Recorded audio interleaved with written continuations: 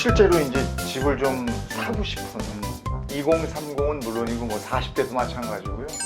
예비 주택 구입자들에게 어떤 조언을 해주시겠습니까?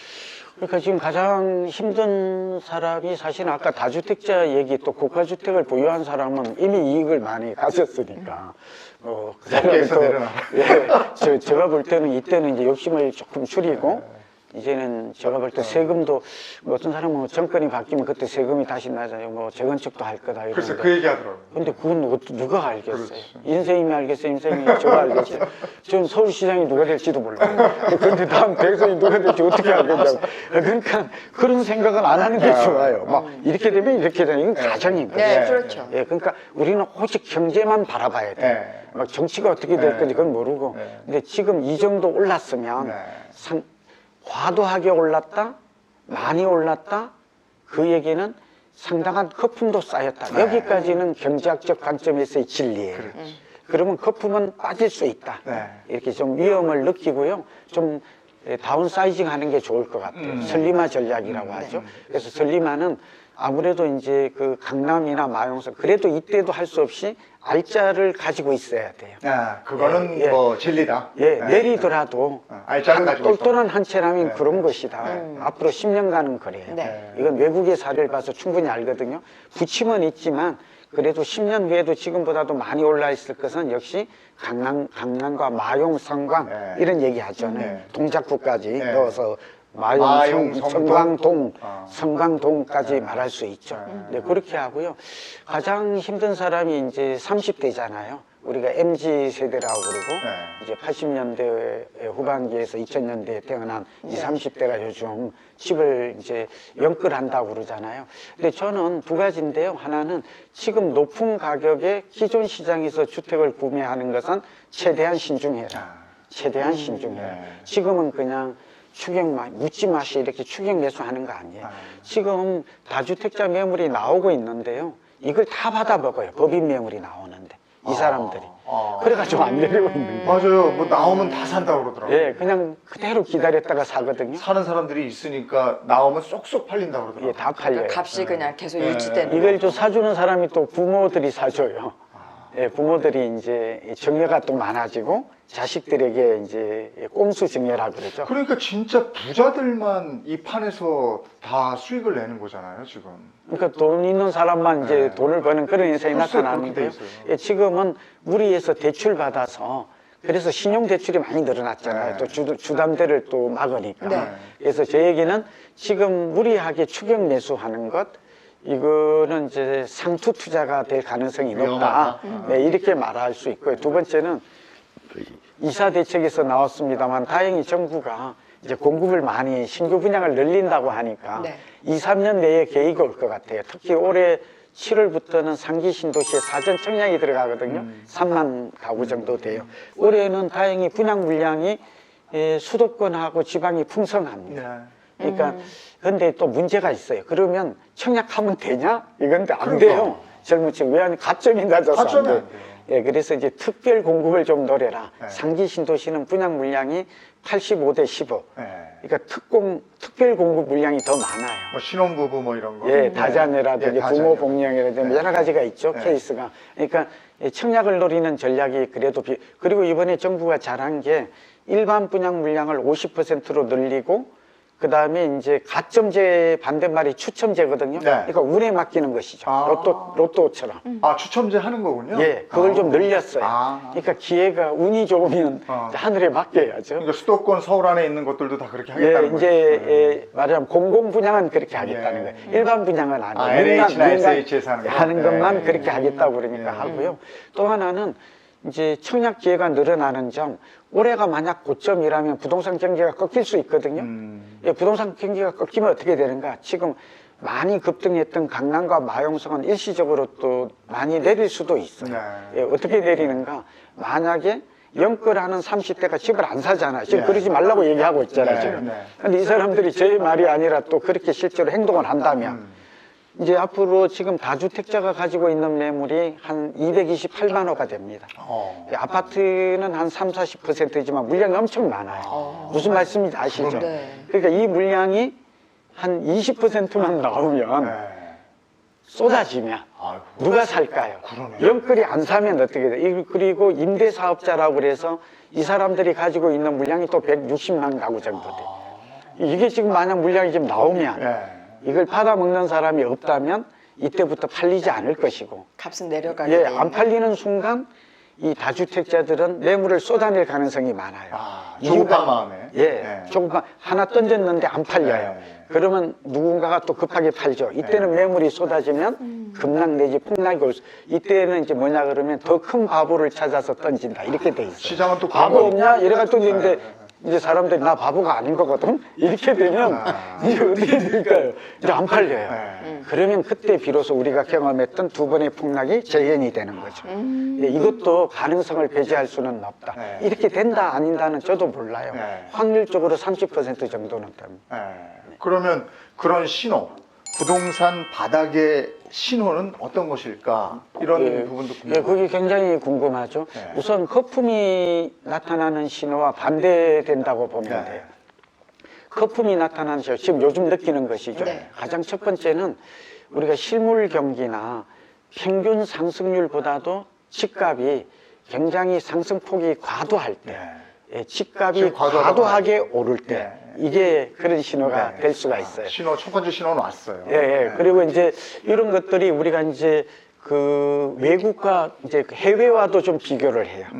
예, 그리고 평균 가격과도 그러니까 실물 경기와도 비교를 하고 평균 상승률보다도 올랐느냐도 비교하고 외국의 사례에 비교했을 때도 많이 가거나 이렇게 올랐느냐 네. 이렇게 또 그다음에 주택담보대출이 지금 굉장히 늘었어요. 네.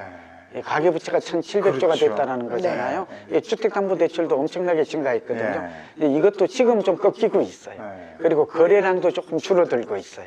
이제 작년에 그러니까 올라갈 때는 거래량이 굉장히 증가하거든요. 근데 반대로 거래량이 꺾이고 있거든요. 그리고 지금은 심리가 상승 심리가 아까 광범위하게 퍼졌다 그랬죠. 네. 이게 또 꺾여요.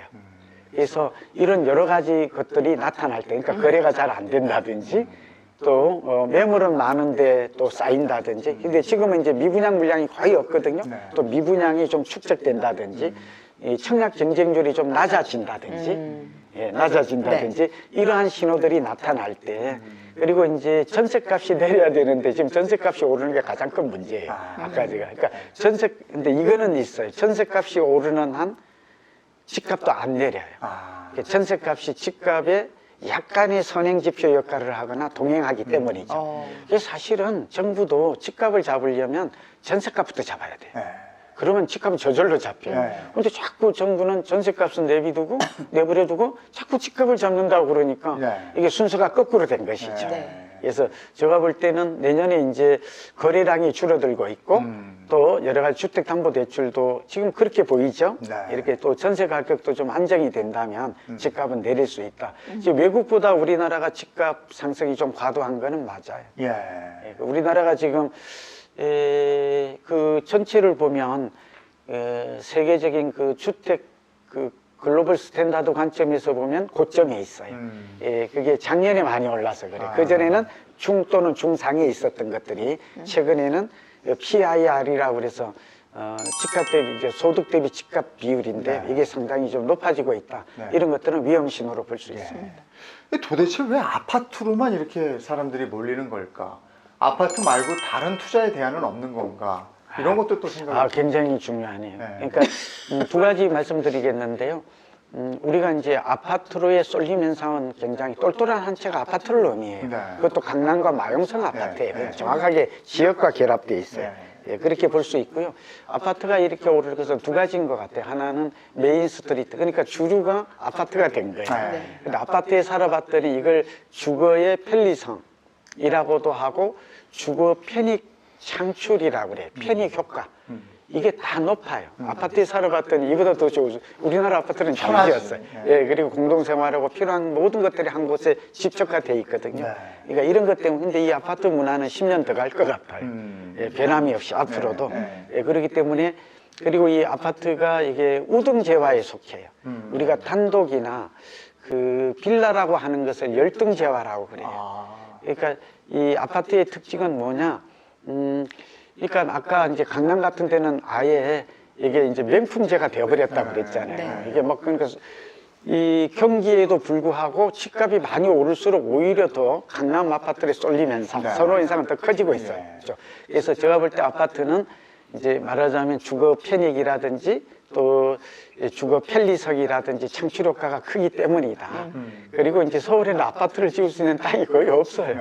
예, 이런 그 희소성, 상도적 희소성, 그리고 강남이나 이런 지역은 특히 대체 불가성이라고 그러죠. 대체할 만한 다른 곳이 없어요.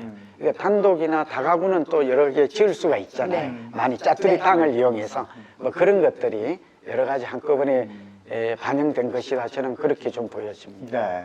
그리고 이제 우리가 빌라 같은 경우는 최근에는 좀 오르지만 사실은 인기가 없는 게 열등제, 이것도 알아두면 좋아요. 그게 무슨 얘기일까요?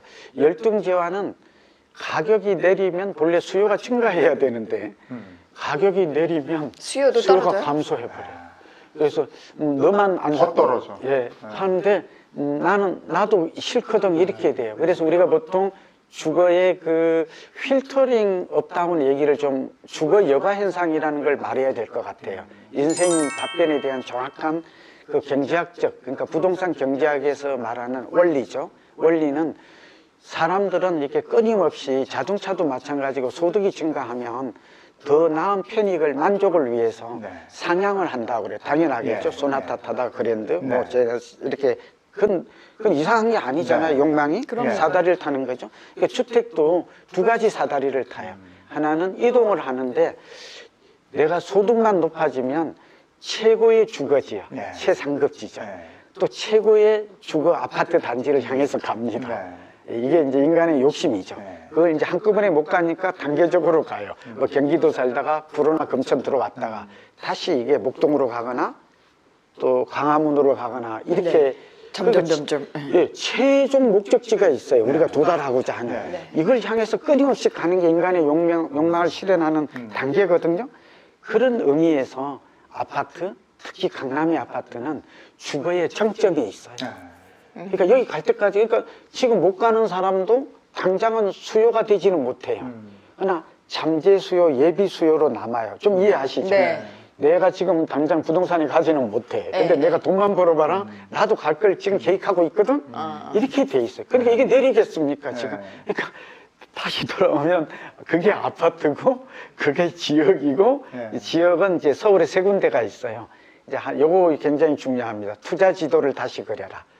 그래서 서울의 지도를 그려놓고요. 네. 가장 좋은 방법은 뭐냐? 동그라미를 그려야 돼요. 1차 동그라미가 어디냐? 3도심이에요. 그게 광화문을 중심으로 한 사대문, 네. 여의도 영등포. 어. 그 다음에 그게 또 하나가 강남 상부예요. 아. 사구까지 볼 수 있어요. 네. 강남 서초 송파 강동까지. 네. 예. 요게 중심, 이게 저가 정한 중심이 아니에요. 아. 서울시의 도시계획이 이게 도심권이라는 3대 도심권을 설정을 해 있어요. 네. 근데 여기에다가 이제 용산이 뚝 들어가요. 네. 용산까지 합하면 4대 도심이 돼요. 네. 용산이 서울역과 이제 결합 개발을 하거든요. 아. 그러니까 용산은 이제 도심권에 속해요. 어. 이제 어마어마한 위치가 올라갔어요. 그럼 지금 기왕에 이 말씀을 해주셨으니까요. 저희가 준비한 게 있죠. 가장 기다렸던 시간인데 고정환의 오를 지도 됐다, 여기서 됐다, 지금. 공개하겠습니다.